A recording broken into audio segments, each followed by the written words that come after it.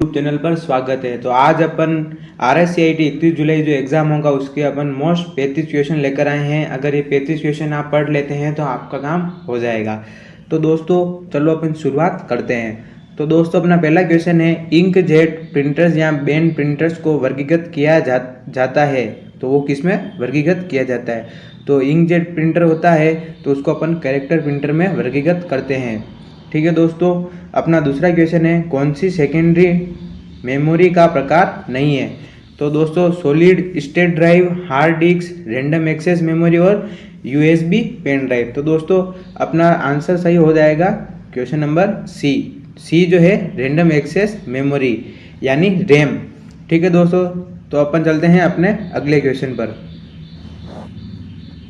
निम्नलिखित में से कौन सा मेमोरी डिवाइस मुख्य रूप से गति के मामले में कैश मेमोरी के समान है? यानी प्रश्न पूछ रहा है कि जो मेमोरी डिवाइस होता है वो कौन है जो कैश मेमोरी के समान रहता है? तो दोस्तों इसमें अपना हो जाएगा फ्लैश मेमोरी। फ्लैश मेमोरी जो होती है वो मेमोरी डिवाइस के मुख्य रूप से बराबर होती है। ठीक है दोस्तों, अपना चौथा क्वेश्चन है, वेब ब्राउज़र क्या है? यानी वेब ब्राउज़र जहाँ पे अपन जाकर सर्च करते हैं कोई भी चीज़। तो दोस्तों इसका आंसर अपना डी सही हो जाएगा कि वेब ब्राउज़र क्या है? एक सॉफ्टवेयर प्रोग्राम जो आपको वर्ल्ड वाइड वेब यानी www पर साइटों तक पहुंचने की अनुमति देता है। इंटरनेट सर्च इंजन का एक उदाहरण है, यानी इंटरनेट के सर्च इंजन बताने हैं जहाँ पे अपन कुछ भी सर्च करते हैं। तो विंडोज़, लिनक्स, याहू और MS वर्ड। तो देखो दोस्तों MS वर्ड जो होता है उस पर अपन कुछ भी डॉक्यूमेंट बनाते हैं, और विंडोज़ जो होता है अपना डेस्कटॉप, और लिनक्स जो होता है विंडोज़ का ही समान एक लिनक्स होता है। तो दोस्तों इसमें अपना क्वेश्चन कौन सा सही हो जाएगा? वो हो जाएगा अपना याहू। याहू जो है एक सर्च इंजन है, इस पर अपन कुछ भी चीज़ सर्च कर सकते हैं। तो दोस्तों अपना अगला क्वेश्चन है छठा, ईमेल भेजने के लिए निम्नलिखित में से क्या अनिवार्य है? यानी पहला है अपना बॉडी या फिर प्रेषक मेल ID, अटैचमेंट और सब्जेक्ट। तो दोस्तों अपने ईमेल ID भेजने के लिए क्या ज़रूरी होता है? वो होता है सेंडर की मेल ID, क्योंकि सेंडर की मेल ID होगी तो ही तो अपन उस पर कुछ भेज पाएंगे। तो दोस्तों अपना अगला क्वेश्चन है कि किस टैब में हेडर और फुटर विकल्प होते हैं? तो दोस्तों अपने हेडर और फुटर जो होते हैं ये अपन को MS वर्ड के अंदर किस ऑप्शन में मिलते हैं? तो दोस्तों अपन को हेडर और फुटर जो है पेज लेआउट में मिलते हैं। ठीक है दोस्तों, तो दोस्तों अपना अगला क्वेश्चन है, निम्न में से कौन सा ई-वॉलेट का वैध उदाहरण है? तो दोस्तों अपना इसमें है Dropbox, way to SMS, Paytm या मॉन्स्टर इंडिया। ठीक है दोस्तों, तो अपना क्वेश्चन सही हो जाएगा पेटीएम। पेटीएम जो है ई-वॉलेट है, यानी अपन UPI या पेटीएम द्वारा पैसे का आदान और प्रदान कर सकते हैं। ठीक है दोस्तों, तो चलते हैं अपने अगले क्वेश्चन की तरफ। तो दोस्तों अपना नवा क्वेश्चन है, ई मित्र ग्रांट यानी की फुल फॉर्म क्या होती है? तो दोस्तों इसमें अपना सही हो जाएगा इलेक्ट्रॉनिक मित्र यानी C। ठीक है दोस्तों, अपना अगला क्वेश्चन है 10वां, माइक्रोसॉफ्ट ऑफिस पिक्चर मैनेजर से क्या आशय है? यानी माइक्रोसॉफ्ट में जो ऑफिस पिक्चर होता है इसमें अपना क्या आशय निकलता है? तो दोस्तों इसमें अपना सही हो जाएगा क्वेश्चन A, उत्तर A, यानी मूल तस्वीर प्रबंधन सॉफ्टवेयर, यानी अपन मूल तस्वीर से कार्य कर सकते हैं। ठीक है दोस्तों, तो दोस्तों अपना 11वां प्रश्न है, में से कौन से स्क्रीन लॉक एंड्रॉइड डिवाइस पर उपलब्ध है? यानी दोस्तों अपने जो मोबाइल होता है, मोबाइल में कौन कौन से अपन पैटर्न यूज़ कर सकते हैं? तो दोस्तों देखो अपना एक क्वेश्चन है जो वो है पिन, पासवर्ड और पैटर्न, ये तीनों अपने मोबाइल में मिलते हैं। तो अपना आंसर सही हो जाएगा D। ठीक है दोस्तों, अपना अगला क्वेश्चन है, किसके जरिए आप वर्तमान डॉक्यूमेंट की किसी लोकेशन को दूसरे डॉक्यूमेंट या वेबसाइट से जोड़ सकते हैं? तो दोस्तों मतलब क्वेश्चन कह रहा है कि एक डॉक्यूमेंट को दूसरे डॉक्यूमेंट से कैसे जोड़ सकते हैं। तो दोस्तों अपने MS वर्ड इसमें भी आपको हाइपरलिंक का ऑप्शन मिल जाएगा। हाइपरलिंक से अपन एक डॉक्यूमेंट को दूसरे डॉक्यूमेंट से ईमेल या फिर इंटरनेट के जरिए जोड़ सकते हैं। ठीक है दोस्तों, तो चलते हैं अपने 13वें क्वेश्चन की तरफ। किसी सेल एंट्री के लिए दिया गया कमेंट स्क्रीन पर क्या दिखाता है? तो दोस्तों अपना सेल एंट्री के लिए दिया गया कमेंट क्या दिखाएगा? वो होता है कमेंट, यानी अपन किसी भी चीज़ पर कोई कमेंट करते हैं तो उसे सेल एंट्री से ऑप्शन मिलता है। ठीक है दोस्तों, अपना अगला क्वेश्चन है 14वां, प्रेजेंटेशन में विद्यमान सभी स्लाइड का एक जैसा प्रदर्शन चाहने के लिए आप निम्न में से क्या उपयोग करेंगे। तो अपना ए है स्लाइड ऑप्शन ऐड करना, आउटलाइन व्यू, स्लाइड लेआउट विकल्प या प्रेजेंटेशन डिजाइन टेम्पलेट। तो दोस्तों अपना इसका सही उत्तर हो जाएगा स्लाइड लेआउट विकल्प। ठीक है दोस्तों, चलते हैं अपने 15वें क्वेश्चन की तरफ। तो दोस्तों अपना 15वां क्वेश्चन है इंस्टॉल प्रोग्राम को अनइंस्टॉल करने के लिए क्या करते हैं। तो अपना ए है सेटिंग ऐप के द्वारा, कंट्रोल पैनल के द्वारा, सी जो है कंट्रोल पैनल के द्वारा और सेटिंग ऐप के द्वारा, दोनों विकल्प सही। तो दोस्तों अपने उपयुक्त सभी नहीं कर सकते हैं क्योंकि अपन दोनों ही माध्यम से अपन प्रोग्राम को अनइंस्टॉल कर सकते हैं। ठीक है दोस्तों, अपना 16वां क्वेश्चन है ईमेल पते को ध्यान में रखते हुए सही विकल्प है, यानी ईमेल का अपना सही एड्रेस बताना है। तो दोस्तों पहला अपना ए है कि उनमें हमेशा @ चिन्ह होना चाहिए, उनमें कभी खाली स्थान नहीं हो सकता।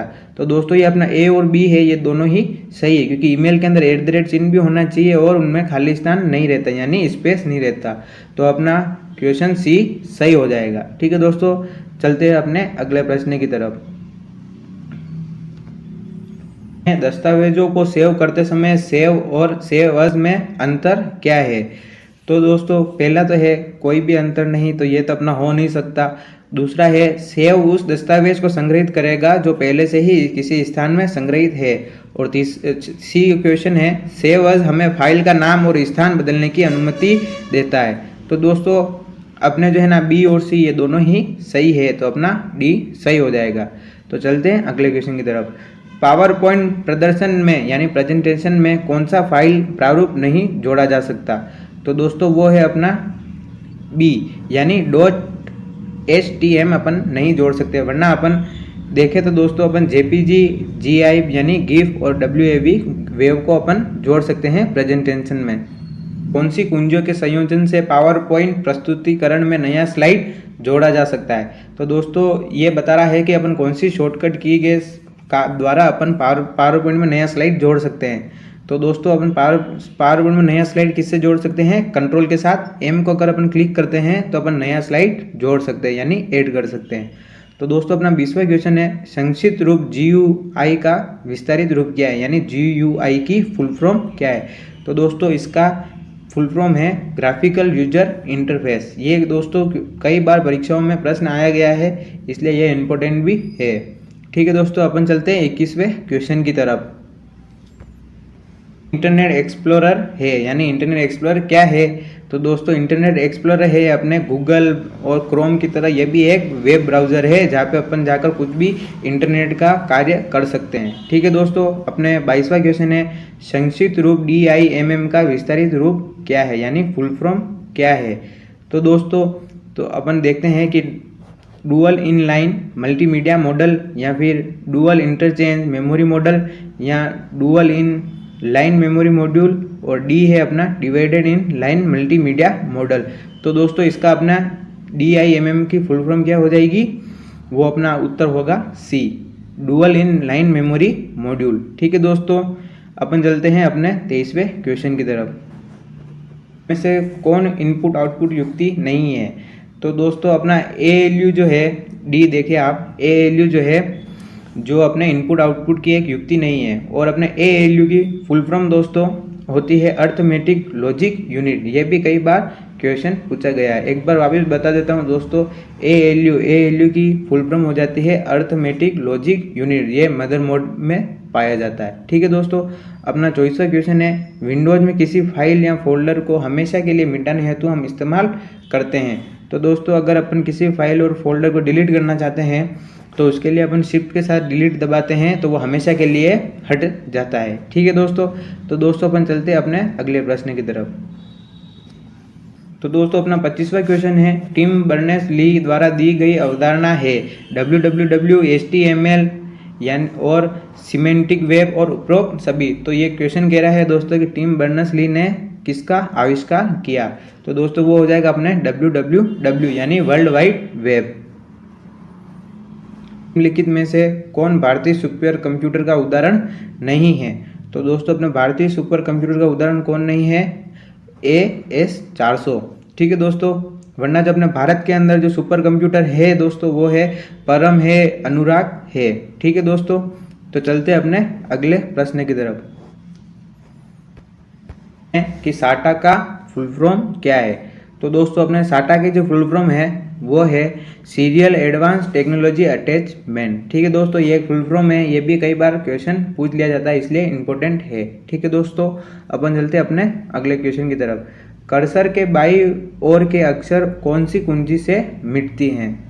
तो दोस्तों कर्सर के जो बाईं ओर जो अक्षर होते हैं वो कौन सी टैब से यानी मिटते हैं। तो दोस्तों वो हो जाएगा अपने बैक स्पेस। ठीक है दोस्तों, अपने कीबोर्ड होता है, कीबोर्ड के अंदर इस जगह पे एक बैक स्पेस नाम का बटन होता है, उसको दबाने से अपन ने जो टाइप किया है उसे हटा भी सकते हैं। ठीक है दोस्तों, MS एक्सेल प्रोग्राम में खानों की चौड़ाई यानी ब्रैकेट की चौड़ाई और पंक्ति की लंबाई किसमें मापी जाती है।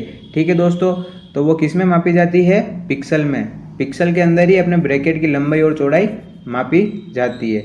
ठीक है दोस्तों, अपना तीसरा क्वेश्चन है जब आप होम टैब में फॉर्मेट पेंटर आइकन पर क्लिक करते हैं तो आप देखते हैं कि उसका माउस पॉइंटर किस में बदल जाता है। तो दोस्तों वो किस में बदल जाता है, अपने पेंट ब्रश में। ठीक है दोस्तों, तो अपना 31वें क्वेश्चन की तरफ चलते हैं।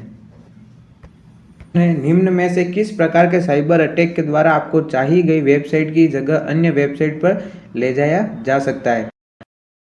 अपने DNS पॉइजनिंग। ठीक है दोस्तों, अपना 32वां क्वेश्चन है कंप्यूटर अनुप्रयोग में कार्य पुस्तिका मूल रूप से किससे संबंधित होती है। ठीक है दोस्तों, तो वो अपने किससे संबंधित होती है, MS एक्सेल।